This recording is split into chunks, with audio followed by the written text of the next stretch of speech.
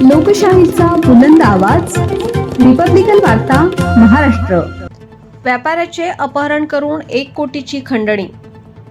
चाळीसगाव घाटात ढकलून निर्घुण हत्या. सिल्लोड तालुक्यात खळबळ, 5 आरोपी कारसह ताब्यात. बातमी सिल्लोड येथून.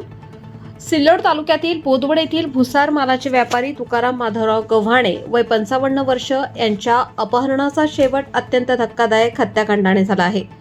बेपत्ता व्यापाऱ्याचा मृतदेह सोमवार दिनांक 29 डिसेंबर रोजी पहाटे चाळीसगाव घाटातील दरीत आढळून आला. या घटनेमुळे संपूर्ण तालुक्यात एकच खळबळ उडाली आहे. तुकाराम गव्हाणे हे शनिवार दिनांक 27 डिसेंबर रोजी दुपारी उंडणगाव येथे दुचाकीने गेले होते.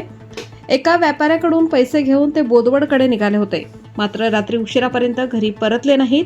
त्यांचा मोबाईल बंद येत असल्याने कुटुंबियांनी शोध सुरू केला. दरम्यान त्यांच्या मुलाला वडिलांच्या मोबाईलवरून फोन आला असून माझे अपहरण झाले आहे, बस स्थानक परिसरात 1 कोटी रुपये घेऊन या अशी मागणी करण्यात आली. काही वेळातच काकालाही फोन करून 2 कोटी रुपयांची मागणी करण्यात आली. खंडणीसाठी फोन येऊ लागल्याने अपहरणाचा संशय बळावला. याबाबत अजिंठा पोलीस ठाण्यात तक्रार दाखल करण्यात आली. घटनेचे गांभीर्य लक्षात घेऊन सहाय्यक पोलीस निरीक्षक अमोल ढाकणे यांच्या मार्गदर्शनाखाली अजिंठा, सिल्लोड ग्रामीण, वडोद बाजार आणि गुन्हे शाखेची 2 पथके अशी एकूण 5 पथके तपासात उतरली.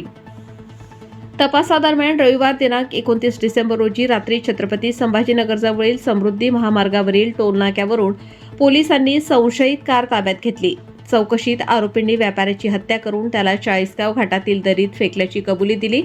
या प्रकरणी वैभव समाधान रानगोते वय 22 वर्ष, सचिन नारायण बनकर वय 25 वर्ष राहणार गोळेगाव, अजिनाथ उर्फ अजय रखमाजी सपकाळ वय 22 वर्ष राहणार पालोद, विशाल साहेबराव खरात वय 23 वर्ष राहणार पानवडोद, दीपक कन्हैयालाल जाधव वय 25 वर्ष राहणार लिहाखेडी या 5 आरोपींना कारसह ताब्यात घेण्यात आले आहे.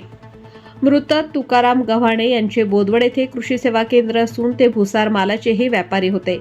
या हत्याकांडामुळे व्यापारी वर्गात भीतीचे वातावरण निर्माण झाले आहे.